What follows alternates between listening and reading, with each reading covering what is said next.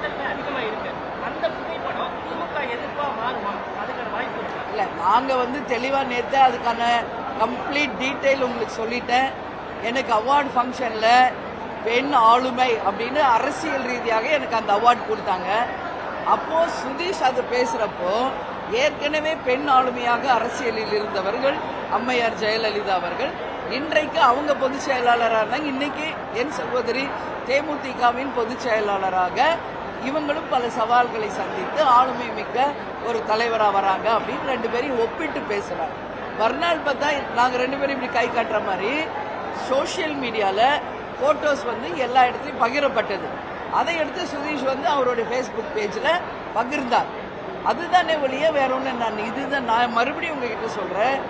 Captain புரட்சி தலைவர் எம்ஜிஆரை தன் மானசீக குரு என்று திரையுலகில் இருந்த போதும் சரி, அரசியலுக்கு வந்த பிறகும் பகிரங்கமாக அறிவிச்சிருக்கார்.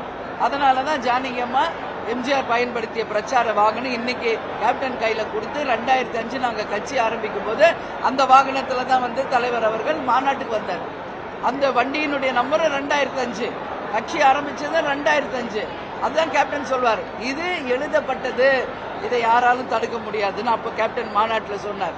அதுக்கு அடுத்து பார்த்தா இன்னைக்கு வரைக்கும் எம்ஜிஆர் ஸ்கூலுக்கு இந்த வருஷம் வரைக்கும் ஒவ்வொரு ஆண்டும் அந்த காது கேளாதர் பள்ளிக்கு பண உதவி, உணவு கேப்டன் பிறந்த நாளுக்கு தந்துகிட்டு இருக்கோம். இது பல வருஷமா. எம்ஜிஆரால் பயன்பெற்றவர்கள் கூட ஒரு வாட்டி கூட அந்த ஸ்கூலுக்கு போய் எந்த நிதியோ உதவியோ வழங்கல. ஆனால் கேப்டன் பல ஆண்டுகளாக இதை செய்து கொண்டிருக்கிறார். எல்லா இடத்துலையும் அவர் ஓப்பனாக சொல்றார், என்னுடைய மானசீக குரு புரட்சி தலைவர் எம்ஜிஆர். அதனால தான் அன்னதான பிரபு என்று இன்னைக்கு கேப்டனை உலகமே இன்னைக்கு சொல்றாங்க. எங்க தலைமை கழகத்தில் வேற ஒரு தலைவருடைய சிலை இருக்குன்னா அது புரட்சி தலைவர் எம்ஜிஆருடைய சிலை தான். அப்படி நாங்கள் பகிரங்கமாக அதை ஏற்றுக்கிட்டோம். அதே மாதிரி என்ன தலைமை அலுவலகத்தில் இதே மாதிரி ஒரு ப்ரெஸ் மீட்டில் இன்னைக்கு நீங்கள் அரசியல் துறையில் இருக்கீங்க, உங்களுக்கு அரசியலில் நீங்கள் யாரை நீங்கள் பெண் ஆளுமையில் நீங்கள் ரோல் மாடலாக எடுக்கிறீங்கன்னு அப்போ என்கிட்ட கேட்டாங்க. இதை தான் உங்ககிட்ட சொல்கிறேன். அரசியலில் பெண் ஆளுமை மிக்க ஒரு அரசியல்வாதி முதலமைச்சர் அம்மையார் ஜெயலலிதா அவர்கள் தான். நான் சொல்லணும்னா அம்மையார் இந்திரா காந்தியை சொல்லலாம், மம்தா பானர்ஜி அவர்களை சொல்லலாம், வேற யார் வேணாலும் சொல்லலாம். ஏன் நான் அவங்களெல்லாம் சொல்ல?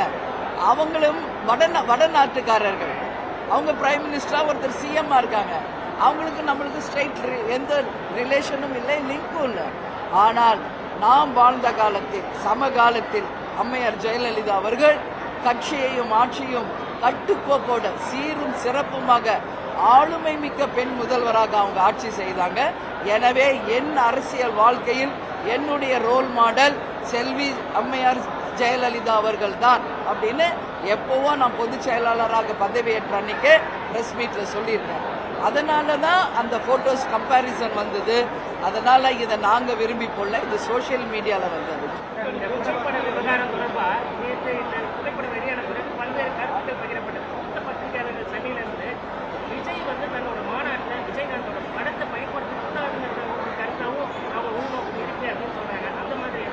இல்ல, நான் தான் இப்ப சொல்றேன்ல, கேப்டன் எம்ஜிஆரை தன் மானசீக குரு சினிமாலையும் சரி அரசியலையும் சொல்லி பகிரங்கமா அறிவிச்சிருக்காரு.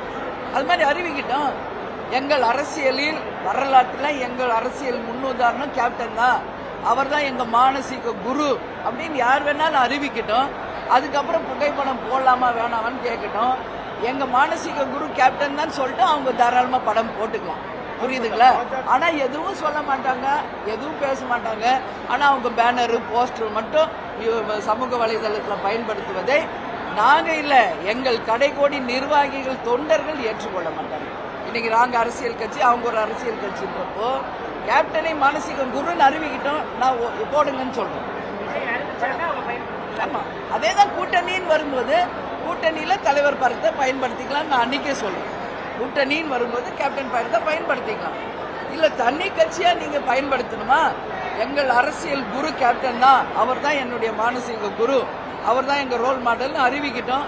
அதுக்கப்புறம் நான் தாராளமா யூஸ் பண்ணுவேன். ட்ரெண்ட ஃப்ரெண்ட் ஆக்கிக்கோங்க. தந்தி டிவியின் சப்ஸ்கிரைபர்ஸ் அண்ட் ஃபாலோவர்ஸ் குடும்பத்துல நீங்களும் இணையுங்க.